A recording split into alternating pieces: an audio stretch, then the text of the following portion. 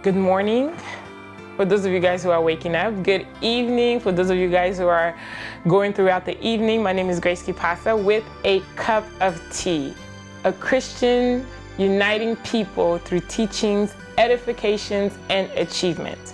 And today we did a quick show where we wanted to introduce to you guys the theme that I've received for 2018, which is called The Forgotten Woman. En français, on dit la femme oubliée.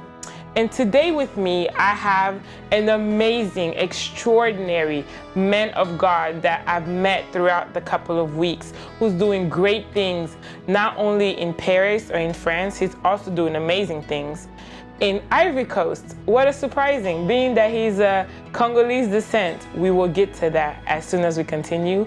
And the man who's with me today, he's here to speak to you women. He's here to explain to us the depthness of certain things in Christianity as a woman, as a forgotten woman, that society has forgotten about you and has forgotten about me. So, it's going to go both ways, French and English. Et pour ceux qui suivent mes émissions, vous savez bien que je me débrouille un peu trop avec le français. Bon, on va faire tout ce qu'on peut, comme le pasteur vient de France. Et now, je vais vous introduire à notre pasteur, pasteur Novi Di Mavinga de Paris et a descendant of Congo. Ladies and gentlemen, bonjour pasteur. Bonjour Ras. Comment vous allez aujourd'hui? Très très bien, merci. Amen. Le pasteur, je suis vraiment content et puis, comme on dit en anglais, with humbleness and gratitude, d'accepter cette invitation, de venir parler avec moi et nous et les gens qui nous suivent. C'est moi qui suis honoré. Merci beaucoup, pasteur. Mais aujourd'hui, ce que je voulais faire, c'est que je voulais vous poser quelques questions que beaucoup de gens, de jeunes filles, surtout dans notre génération, et les jeunes filles qui servent le Seigneur, qui se posent beaucoup de questions dans notre marche avec Dieu, dans notre vie, et surtout pour nous qu'on est ici aux États-Unis ou bien ceux qui sont en France, bon, aussi ceux qui sont en Afrique. J'ai quelques questions à vous poser pour voir si tu peux nous aider à avoir, comme on dit en anglais, a clarification, donc de voir un peu clairement qu'est-ce qu'on doit faire en tant que femmes africaines, en tant que des femmes oubliées, parce que je me considère comme les femmes oubliées, et qu'est-ce qu'on doit faire dans notre société, et en tant que des chrétiens. D'accord. Et bon, avant ça, je voulais qu'on puisse un peu parler de ce que vous faites, pasteur, dans le ministère et vos projets, et puis on va continuer avec nos questions. Alors brièvement, merci de m'avoir reçu sur ce plateau. C'est de dire, je suis le pasteur Novi Di Mavinga, donc je travaille au niveau de la France avec l'église qui est basée là-bas, Beacon Church, et nous avons une extension au niveau de la Côte d'Ivoire. Voilà un peu de manière générale ce que nous faisons.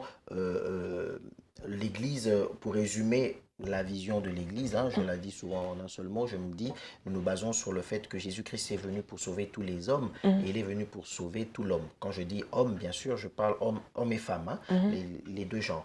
Donc voilà, c'est pour ça que nous accentuons aussi l'évangile, non pas seulement sur le point de vue spirituel, mais sur l'épanouissement de l'homme, de la femme. Tout le monde a droit à l'épanouissement au travers de la parole de Dieu. Et je suis content qu'on aborde ensemble ce thème qui dit la femme oubliée. Et tout de suite, j'aimerais aussi dire que ces femmes dites oubliées dans nos sociétés ne sont pas oubliées de Dieu. Amen. Et la Bible ne les a jamais oubliées. Amen. Amen. Mais pasteur, dans tes projets aussi, on a dû parler, je savais que tu as de projets de construire des écoles et tout, tu as même commencé quelques écoles en Côte d'Ivoire. Tu peux nous parler un peu plus de ces projets et pourquoi tu as choisi la Côte d'Ivoire? Alors, toujours dans la continuité de la vision, nous pensons que Dieu n'est pas seulement venu pour sauver l'esprit et que nous allons au ciel. Le ciel, c'est très bien, nous irons tous au ciel, mais pour le moment que nous sommes sur la terre, nous voulons que nous puissions nous épanouir. Et nous voulons aussi que l'Église contribue. L'Église doit jouer un rôle dans la société, dans le développement de la société, d'une ville, de l'économie, pourquoi pas, et à tous les domaines, selon l'appel que Dieu a donné. Ainsi, le Seigneur a ouvert une porte et des opportunités au niveau de la Côte d'Ivoire pour que nous puissions installer déjà l'Église et par l'Église aller plus loin avec la vision. Certes, personnellement, je ne suis pas originaire de la Côte d'Ivoire, mais je me suis laissé guider par l'Esprit de Dieu pour aller commencer une œuvre là où il la demande. Et il y a eu des opportunités. On a vu que c'était la main de Dieu. Il y a des opportunités, des démarches qui ont été faites. Donc, le projet, c'est de construire une école chrétienne dans la ville dans laquelle nous sommes basés, qui est une ville qui est Konofla. Konofla, qui est une ville d'à peu près 60 000 habitants. C'est une toute petite ville, un petit bourg, comme on dit en français, et à peu près 2 heures d'Abidjan et à peu près 40 minutes de Yamoussoukro. Donc voilà, on a ce projet-là de construire une école. Pourquoi? Parce que nous voulons que dans l'église, nous puissions, nous, église, donner du travail à certaines personnes qui viennent à l'église. Quand on prie avec elles et qu'elles nous disent, pasteur, j'ai besoin de travail, si nous avons du travail nous-mêmes à leur donner, après avoir prié, on leur donne du travail et non seulement prier. Donc, par cette vision, on va employer des personnes qui vont travailler dans l'école, des personnes de l'église. Et nous voulons aussi que les enfants de la ville et les enfants de l'église puissent bénéficier d'une éducation, on va dire, d'un niveau assez élevé. D'où cette église chrétienne. Et troisièmement, nous voulons que l'église soit chrétienne parce que nous voulons, dès le bas âge, inculquer aux enfants la parole de Dieu. Que ça fasse partie de l'éducation qu'on leur apporte au niveau de l'église. Ainsi, on a lancé ce projet par la foi, bien sûr. Parce que je vais autant vous dire que nous n'avons pas les fonds. Mais nous avons commencé par la foi. On a un terrain qui a déjà été acheté. On a creusé les fondations par la foi. Et on s'attend à ce que Dieu pourra faire pour que nous puissions avancer avec ce projet. Mais ce n'est pas seulement ça, parce qu'on a aussi parlé tu as fait des plantations de manioc. Donc chez nous, au Congo, on appelle ça pondu, mais c'est plus aux Ivoiriens, c'est parce qu'eux, ils mangent la tchéké. Et c'est ça. Et puis, a chicken farm. Je ne sais pas comment on dit ça en français. Un poulailler. Un poulailler. There you go. A chicken farm, un poulailler, for those of you guys who speak French. Et ça aussi, c'est quelque chose que tu as déjà mis en marche en Côte d'Ivoire. Et tu peux nous parler aussi un peu de ça. Pourquoi tu as choisi ces 2 genres de projets? C'est pour un calcul a été fait. Nous ne faisons pas ces projets-là par hasard parce qu'on a l'Esprit de Dieu, c'est bien, mais il faut aussi travailler avec l'intelligence que Dieu nous a donnée. Et je crois que l'Esprit de Dieu éclaire notre intelligence. Donc nous avons pris le temps de faire des recherches, des études par rapport au lieu où nous sommes géolocalisés. Et comme vous le dites, la tchéké, qui est un aliment fait à base de manioc, est très consommé au niveau de la Côte d'Ivoire. Alors on s'est dit que nous pouvions, nous, avoir des champs, exploiter certaines terres que nous avons là-bas, qui nous ont été mis à disposition gratuitement, des personnes qui nous ont donné pour la gloire du Seigneur, planter des feuilles de manioc, donc le pondu, et récolter, revendre. Le but, c'est toujours donner du travail et ensuite, quand on vend les tubercules, donc les feuilles de manioc, les maniocs plutôt, parce que c'est ce qui est plus consommé, que cet argent-là puisse aussi bien payer les ouvriers qui seront des chrétiens, mais aussi financer la vision et la mission. Donc, on a lancé cela. On est parti avec 1 hectare de feuilles de manioc, 1 hectare. Et là, cette année, par la grâce du Seigneur, nous allons passer à 2 hectares. 2 hectares. Donc, c'est un projet qui est en train de se développer. Ça demande toujours des fonds. Mais nous avons voulu nous-mêmes commencer et dire, Seigneur, voilà ce que nous avons fait. Et maintenant, viens rajouter quelque chose.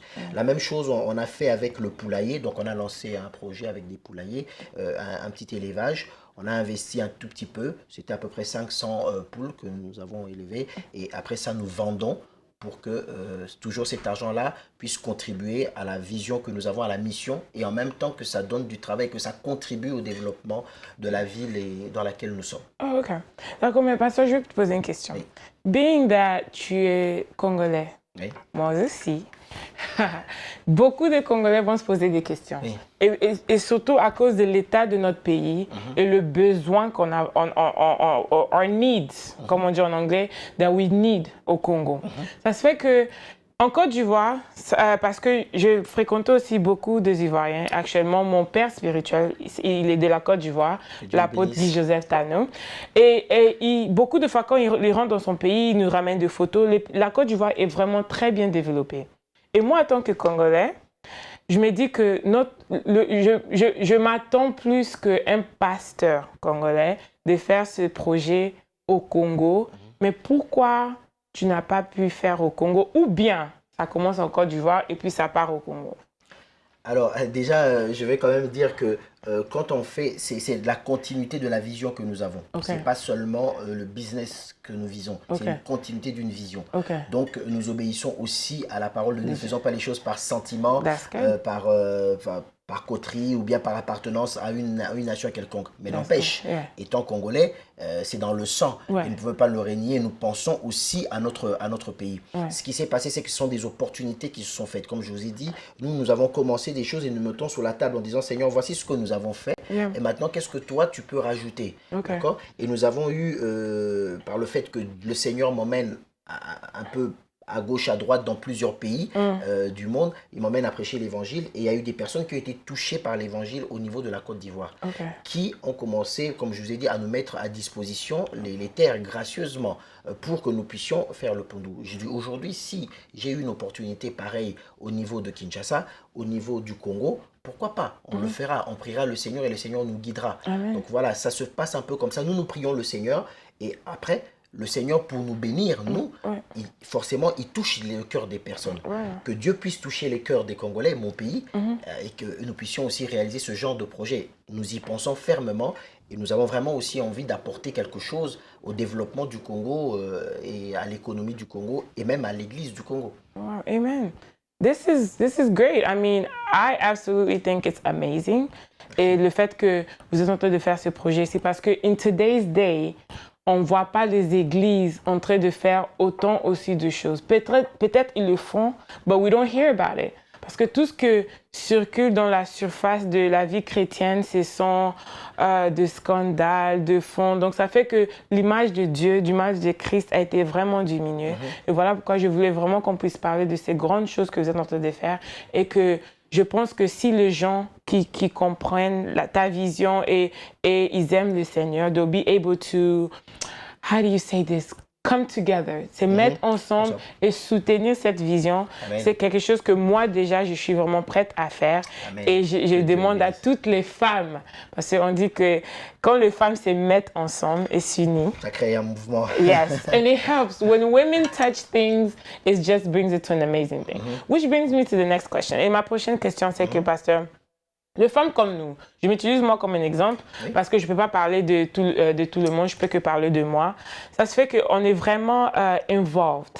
On est involved dans l'église, on travaille dans l'église, on travaille dans le ministère, on a connu, on marche avec Dieu, the best way we can, on n'est pas parfait. Et on est aussi entrepreneur. Entrepreneuse. Ooh, thank you, Pastor. I'm so glad you're here. Entrepreneurship.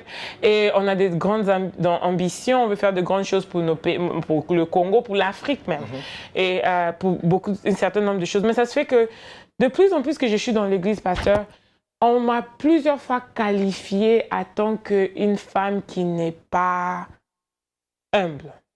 Ou bien je ressemble à une femme qui n'est pas humble parce que je veux tellement trop faire. Et je voulais vraiment savoir, pasteur, c'est comme si quand j'entends les gens parler, leur définition d'une femme humble, c'est une femme qui ne parle pas, elle est calme, elle est, she keeps her composure, je sais pas comment dire en français, her demeanor, elle ne fait pas trop, tu vois, elle est dans son coin, elle se fait pas remarquer, elle se fait pas remarquer, elle est discrète et donc, avec ça, c'est ça qu'on définit une femme humble. Et bon, il y a les gens comme nous. Aujourd'hui, on veut faire des émissions, on veut devenir des présidents, des Congo, on veut faire tellement beaucoup de choses. Quand on nous regarde, on se dit que non, elle n'est pas humble. Est-ce que tu peux aujourd'hui, pasteur, nous donner c'est quoi la vraie définition, biblically speaking, and your opinion, ton opinion aussi, c'est quoi être une femme humble? C'est quoi l'humilité? What is that? When it comes to women. Le seul et l'unique exemple parfait de l'humilité, c'est Jésus-Christ. Amen. Il n'y en a pas plus que Jésus-Christ. Yeah. C'est le seul, je deviens le seul et l'unique exemple de l'humilité. Et cet exemple, ça englobe aussi bien pour les hommes que pour les femmes. Okay. Parce que l'évangile, il n'y a pas un évangile pour les hommes et un évangile pour les femmes. Okay. C'est le même évangile. Et à cet évangile, on ne doit ni ajouter ni retrancher. C'est une parole qui est oui et amen.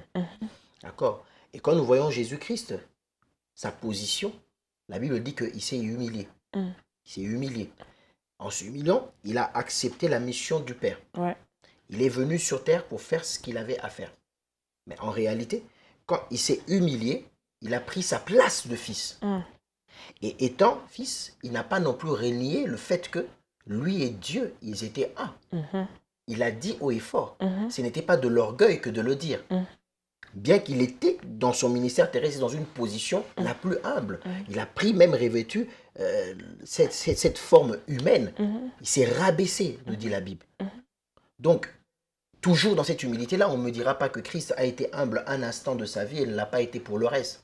Dans cette humilité-là, ça l'a conduit jusqu'à la mort. Dans cette humilité-là, c'est même Dieu qui dit, la Bible qui dit qu'il a été élevé à la droite du Père. Toujours dans cette humilité-là, la Bible dit que les autorités et les dominations lui ont été soumises. Donc c'est pour dire qu'il ne faut pas confondre quand on parle de l'humilité. L'humilité, ce n'est pas ramener, ce n'est pas étouffer une personne. L'humilité, ce n'est pas éteindre une personne. Ce n'est pas mettre la personne dans un coin. L'humilité, ce n'est pas la discrétion. L'humilité, ce n'est pas d'arriver à un lieu et de ne pas parler, de fermer sa bouche. L'humilité, ce n'est pas de s'habiller de manière dégradée. C'est pas ça l'humilité. L'humilité, c'est d'abord une disposition du cœur et de l'esprit. Amen. D'abord une disposition du cœur et de l'esprit par rapport à la parole de Dieu d'abord. Ça veut dire que l'humilité, c'est appliquer la parole de Dieu. Quand j'applique la parole de Dieu, ça c'est la vraie humilité. Parce que dans la parole de Dieu est regroupé dans le mot amour. L'amour pour Dieu, l'amour pour son prochain et l'amour pour soi-même aussi. Donc quand on applique la parole de Dieu, simplement, il suffit de fouiller la parole de Dieu, de la lire du début à la fin, tout ce que la parole de Dieu nous demande de faire. Si nous nous efforçons à faire ce que la parole de Dieu le fait, comme vous avez dit, on le fait du meilleur que nous pouvons. Si nous nous efforçons, déjà, nous atteignons une étape d'humilité. Donc, ce n'est pas un behavior, un comportement. C'est le comportement. Ou bien c'est juste la culture africaine qui... Le comportement, je peux l'adopter Okay. en fonction des circonstances. Okay. Mais si l'humilité, comme je l'ai dit, c'est d'abord une disposition de mon cœur, de mon être intérieur, de mon esprit. Partout où je vais, je resterai la même personne. Je resterai la même personne. Où qu'on m'emmène, peu importe la culture, je resterai la même personne. Et d'ailleurs même, cette humilité-là va venir à un moment donné se confronter avec ma culture, se confronter avec mon éducation. Et là où on sentira que vraiment cette humilité prend de la place, c'est quand la parole de Dieu prendra le dessus sur mes conceptions, sur mes préjugés, sur ma culture, sur mon éducation. Et la parole de Dieu va faire un tri pour prendre ce qu'il y a de bon dans toutes ces choses que je viens d'évoquer, l'associer, et ce qu'il y a de mauvais dans notre éducation, dans notre comportement, dans notre culture, sera rejeté. Et ça sera la vraie humilité. Absolutely, absolutely. Amen, pasteur. I mean, c'est quelque chose que moi-même, I fought with it. Toute ma vie. Parce que j'ai voulu tellement faire de choses et partout où tu t'en vas, attends que être quelqu'un qui a grandi ici. Je n'ai pas vraiment grandi en Afrique, j'ai grandi ici. Ça se fait que, ou bien on dit tu fais trop, ou bien on te dit tu ne peux pas te marier, ou bien on pense que tu n'es pas assez humble parce que tu veux prendre certains genres de responsabilités. Et puis, une des choses que j'aimais, parce que quand on parlait avant ces émissions, quand tu parlais de tes projets en Afrique, en Côte d'Ivoire, l'école, d'ailleurs, tu as fait l'évangile à Cambodia. Oui, tu es parti en Je vais régulièrement au Cambodge. OK. Tu go to Cambodia pour faire l'évangélisme et tout. Tu as parlé aussi, tu disais que non, tu parlais plus, tu disais moi et ma femme, moi et ma femme. Ça veut dire que ta femme aussi est involved dans tout ce que tu fais. Maintenant, pasteur, et les femmes qui sont dans le ministère et que tu es marié et ton mari n'est pas appelé à faire un certain nombre de choses. Et je ne parle pas seulement de prêcher. Parce qu'aujourd'hui, c'est comme si quand on parle de les appels, pasteurs, on parle plus de gens qui prêchent. C'est dommage. Et nous qu'on ne prêche pas, on est plus dans l'administration, c'est nous qu'on est derrière, tout ce qui se passe dans l'église. C'est aussi considéré comme un appel, pasteur? Alors, oui, il y a un appel. L'appel, c'est ce que Dieu attend de chaque personne. Quand Dieu nous envoie ici sur terre, Dieu a un projet pour chacun d'entre nous. Et Dieu s'attend à ce que nous puissions marcher dans ce projet-là. C'est déjà ça une forme d'appel. C'est déjà ça une forme d'appel. Et après, il y a des personnes qui sont appelées, qui sont mises de côté, comme on dit aujourd'hui, pour être des ministres de Dieu. Gloire au Seigneur. Mais ça ne veut pas dire qu'il n'y a que ces personnes-là qui ont un appel et que la vie des autres, les autres sont comme des personnes errant sur la terre et qui n'ont aucune mission, aucun objectif. Non. OK. Donc, ça veut dire qu'il y a plusieurs appels dans les églises, dans l'église, dans les ministères. Et ça se fait que tu es marié, Ok, tu es une femme mariée, une jeune fille qui vient de te marier, mais on t'a trouvé dans le Seigneur. Et tu sers Dieu. Quelqu'un comme moi, je suis dans l'administration de l'église, je suis l'assistante de notre pasteur, en fait, je suis vraiment involved dans le truc de Dieu. Et même mon organisation, c'est basé sur la parole de Dieu. Maintenant, ça se fait que ton mari n'est pas appelé. Et bon, vous continuez dans les mariages, ça ramène des problèmes, des histoires. Quand tu arrives dans ce point, pasteur, où tu es une femme, tu as un appel dans ta vie, et l'homme que tu es marié avec n'a pas cet appel, mais il ne comprend pas les choses de Dieu. Comment tu t'arranges dans ce genre de problème, pasteur? Et qu'est-ce que la Bible dit sur ça? Parce que ça détruit beaucoup des mariages. On va y aller en 2 temps. OK. D'abord, je vais parler de la femme. OK. La femme qui, elle, est appelée, qui est impliquée, involve, qui est impliquée, qui est vraiment dans l'organisation de l'Église, selon l'appel que Dieu lui a donné. Ça peut être assistant du pasteur. Il faut un appel pour ça. Enfin, quand je dis appel, c'est-à-dire qu'il faudrait avoir vraiment le cœur disposé à cela. C'est dans ce sens-là que je parle d'appel. C'est pas qu'il faut passer par des cérémonies compliquées pour atteindre ou faire quoi que ce soit dans l'Église. Donc, quand une personne est impliquée dans la chose de Dieu, impliquée dans la vie courante, un business ou quoi que ce soit, c'est une très bonne chose. Et moi, j'encourage cela. J'encourage cela. Si je l'encourage pour les hommes, je me dois de l'encourager aussi pour les femmes. Parce que le bonheur, il est pour les hommes et il est aussi pour les femmes. Voilà. Donc, on ne peut pas distinguer, faire une ségrégation à ce niveau-là. Non. Maintenant, la femme, pour ce que nous sommes en train de nous adresser à nos sœurs, oubliée. La femme oubliée. La femme oubliée, elle qui fait cela, qu'elle se console, qu'elle continue de faire ce que le Seigneur lui demande de faire. Mais il faut savoir une chose. Moi, j'ai toujours dit, aujourd'hui, par exemple, il y a un mouvement qui se dit les femmes descendent dans les rues avec des pancartes pour dire l'égalité entre l'homme et la femme. Bon, ok, pourquoi pas? C'est une façon d'exprimer peut-être quelque chose qu'ils ont au fond d'eux. Je ne suis pas contre. Mais moi, c'est ce que j'aimerais dire, c'est que si, je vais revenir encore à la parole de Dieu parce que c'est le fondement de toute chose. Si toute personne, homme et femme, cherchait à respecter la parole de Dieu et appliquer la parole de Dieu, on n'en arriverait même pas là. On n'aurait même pas à réclamer. La femme n'aurait pas à dire « fais attention, je suis une femme ». L'homme n'aurait pas à dire « fais attention, je suis un homme ». Quand on va dans la rue, au-delà de toute dépravation que le diable veut emmener dans la société aujourd'hui, mais généralement, on arrive à distinguer automatiquement qu'il y a une femme, qu'il y a un homme. Ça se voit. Et les femmes qui sont femmes n'ont pas à mettre et à écrire sur leur front « faites attention, regardez-moi bien, je suis une femme ». Parce que ça se voit. Et l'homme aussi. Pourquoi? Parce qu'il garde son genre. Mais comme avec les dépravations que nous avons aujourd'hui, on arrive des fois où on voit une personne, on se pose la question de savoir si c'est une femme ou c'est un homme. On ne sait plus. On se dit, il s'est passé quelque chose. Sad truth, Alors, quand on veut modifier les choses de Dieu, ça apporte la confusion. Et quand il y a la confusion, les gens sont obligés de commencer à crier, à réclamer, et ça crée beaucoup plus de friction que de solutions. Donc, la femme qui est en train de travailler pour Dieu doit continuer à le faire, tout en sachant qu'elle doit garder sa place de femme. Alors, quand je dis encore sa place de femme, il y a d'autres personnes qui vont dire, mais quelle est la place de la femme? C'était ma question. Quelle est la place de la femme? Elle doit garder sa place de femme. Garder sa place de femme, c'est quoi? La Bible nous dit ceci. Dans Genèse, c'est vraiment quelque chose de très simple que beaucoup connaissent et que beaucoup évoquent. Dans Genèse 2,18, Dieu dit, il n'est pas bon que l'homme soit seul. Je lui ferai une aide semblable. Tout est là-dedans, bien-aimé. Tout est là-dedans, sauf que nous ne faisons pas attention et nous allons nous battre pour rien. Il n'est pas bon, il commence par dire, il n'est pas bon que l'homme soit seul. Ça veut dire que toi, homme, sans la femme, tu n'es pas bon. La société peut te juger bon, mais là, je suis en train de parler du Créateur. Celui qui t'a créé juge que tu n'es pas bon. Quelquefois, j'ai assisté des personnes qui peignent des tableaux. Ils font quelque chose de très beau, mais il te dit, je ne suis pas satisfait. Et puis, il va déchirer, il va dire, je dois recommencer. Mais nous qui sommes novices, comme on dit, on se dit, mais ça, c'est magnifique. Arrête-toi là, c'est bien. Le Créateur a jugé que ce n'est pas bon. D'accord? Donc, et il dit, je vais te faire une aide semblable. Donc, la femme vient être une aide pour l'homme. Mais en réalité, les deux sont en communion. D'accord? Femme, soyez soumise à votre mari, comme on le dit. Mais mari, aimez votre femme. Mais si je vais encore plus loin avec ce verset, pour rétablir la place de la femme, c'est simplement de dire que quand on dit à l'homme, aimez votre femme, c'est beaucoup plus encore que la soumission. C'est beaucoup plus encore que la soumission. Donc voilà, c'est simplement ça. Ça veut dire que C'est simplement dit avec des mots différents, mais c'est pour dire respectez-vous, comprenez ce qu'il y a en l'autre, complétez-vous, soyez ensemble. C'est ça la place de la femme.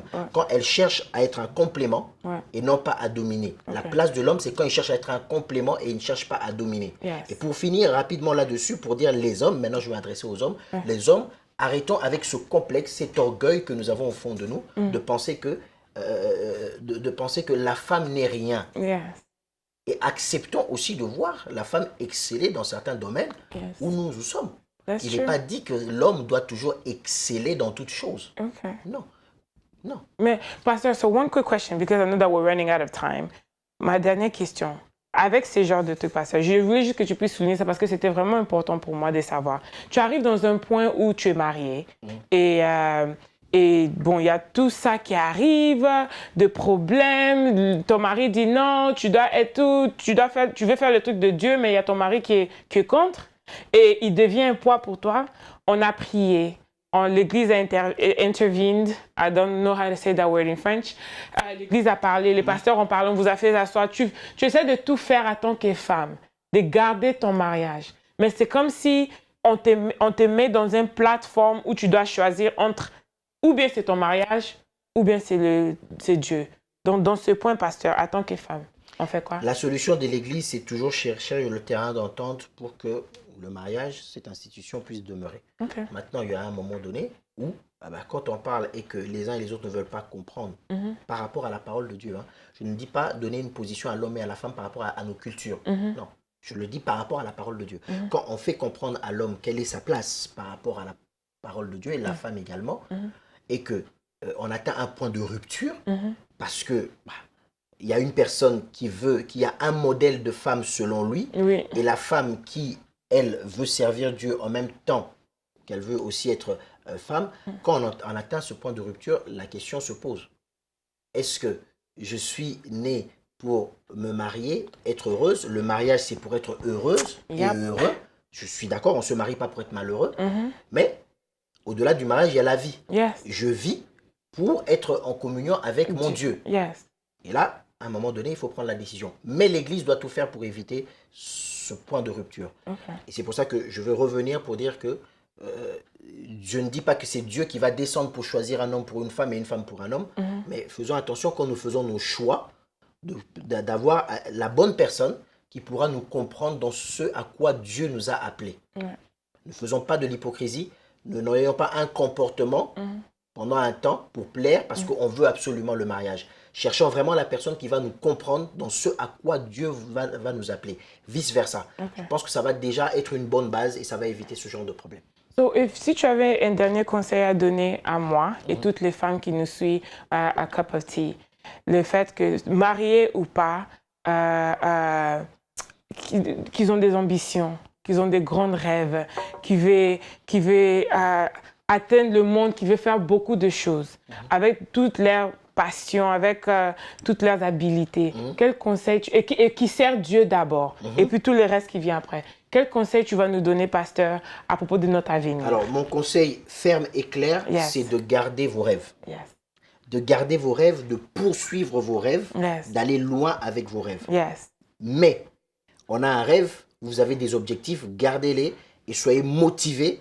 Et s'il faut que je prie et que je vous aide à y atteindre, je suis prête à le faire et je le ferai. Maintenant, les moyens, choisissez les moyens qu'il faut pour que ça puisse, comme vous dites, matcher, pour que ça puisse aller ensemble avec ce que Dieu vous demande de faire en tant que femme, en tant que maman, en tant que mère, en tant que citoyenne de la société, que tout cela puisse aller au mieux que possible ensemble et que vous atteigniez votre objectif à plaire à Dieu. Oh wow, thank you so much, Pasteur.